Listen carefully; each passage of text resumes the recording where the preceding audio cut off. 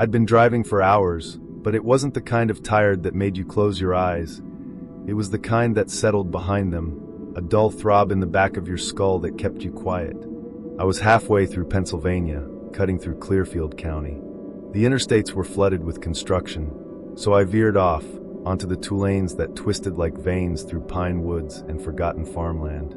The kind of roads where the signs are faded, and you're never quite sure if the last gas station was 20 miles ago or 60. I didn't mind it, though. I liked the quiet. The only sounds were the steady hum of my tires on the pavement and the occasional rustle of the wind through the open window. The sky above was a deep, inky blue, the stars thick and silent. I passed a pair of empty grain silos, a sagging red barn, and then nothing but forest for miles. I wasn't planning to stop, but I noticed the fuel light come on, soft at first, then blinking.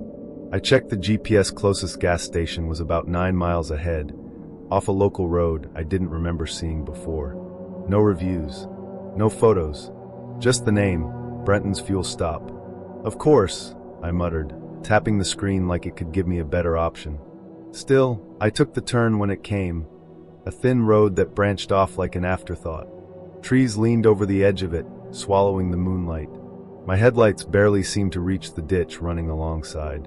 There were no other cars, no houses, just the creeping, anxious sense that I'd stepped into somewhere I wasn't supposed to be. Eventually, the station appeared, half hidden by thick trees. It was small, outdated. The flickering neon sign buzzed overhead.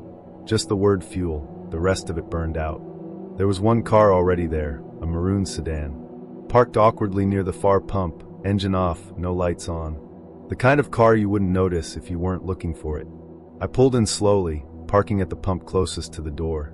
The convenience store lights inside were on, but the windows were so caked in grime that it looked like fog had settled inside.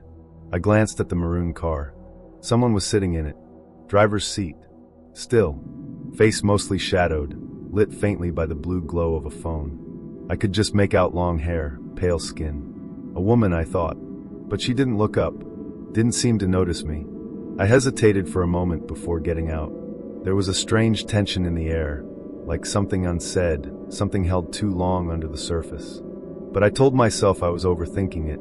Maybe she was waiting for someone. Maybe she just didn't want to be bothered.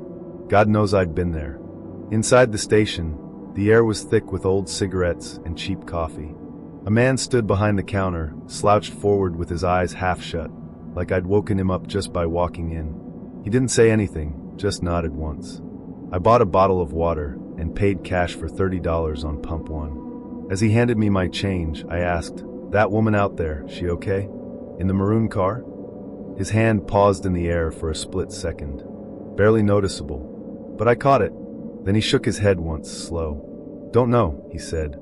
"She's been out there a while." I waited for him to say more, but he didn't. Just turned his eyes to the small black and white TV mounted in the corner, playing a local news broadcast on mute. I stepped outside and noticed the maroon car door was open. Not all the way, just ajar like someone got out in a hurry but didn't shut it behind them. The seat was empty now. I glanced around the lot. No sign of her.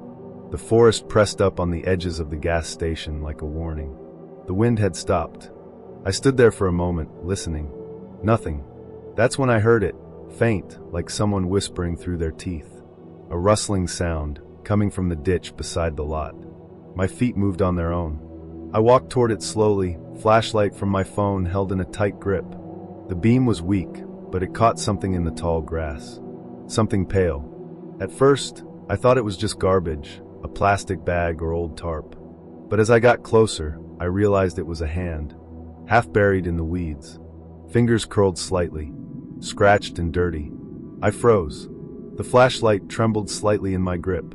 My throat tightened. "Ma'am," I called barely above a whisper. No response. I crouched lower. The rest of her body was just out of sight, hidden by the slope of the ditch and the shadow of a tree. And then she moved. Just slightly. A breath. A twitch. Not dead. She was alive. Hey, I see you. Hold on." I moved to climb down into the ditch when I heard it. An engine. Low. Slow. Creeping up the road behind the gas station. I turned toward the sound and saw headlights. No, just the shape of headlights. They weren't on. A truck. Black. Large. Pulling onto the edge of the lot. I backed up fast, heart racing. The woman in the ditch opened her eyes, and her lips moved. "Don't let him see me." She said it like a prayer.